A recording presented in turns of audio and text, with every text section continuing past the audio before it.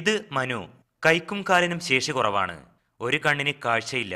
ജനിച്ച് ആദ്യത്തെ കുറച്ചു വർഷങ്ങളോളം കിടപ്പിലായിരുന്നെങ്കിലും പിന്നെ പതിയെ നടക്കാൻ ശീലിച്ചു.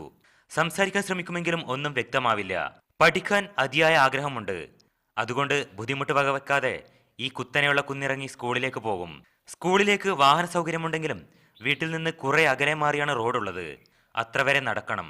കൈത്താങ്ങായി ആരെങ്കിലും അതുവരെ കൂടെ വേണം. ആദിവാസികളുടെ ചികിത്സയ്ക്കായി സർക്കാർ കോടികൾ നീക്കിവെച്ചിട്ടുണ്ടെങ്കിലും അതൊന്നും മനുവിന് ലഭിച്ചിട്ടില്ല. ഇതുവരെയായിട്ട് അങ്ങനെയൊന്നും കിട്ടിയിട്ടില്ല. സ്കൂളിൽ നിന്ന് എന്തെങ്കിലും കിട്ടുന്നതല്ലാണ്ട് അങ്ങനത്തെ ഒരു ഇത് മാത്രമേ ഉള്ളൂ. പിന്നെ അങ്ങനെ പഠിക്കാനുള്ള ഇതിന് വേണ്ടിയിട്ട് അങ്ങനെ ഒരു സഹായത്തിനൊന്നും. മനുവിന്റെ വീടുൾപ്പെടുന്ന കുറുമ്പാല കോളനിയിലേക്ക് വൈദ്യുതിയും നല്ല വഴിയും ആവശ്യപ്പെട്ടിട്ട് വർഷങ്ങളായി.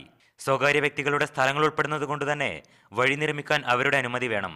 വൈദ്യുതിക്കായി പോസ്റ്റുകൾ കോളനിയിൽ എത്തിച്ചിട്ടുണ്ട്. വയറിംഗ് ജോലികളും പൂർത്തിയാക്കി. എന്നാൽ വൈദ്യുതി മാത്രം എത്തിയില്ല. ക്യാമറ പേഴ്സൺ അനിലം ബഷീറിനൊപ്പം നിതീഷ് ബാലൻ, മീഡിയ 1, വയനാട്.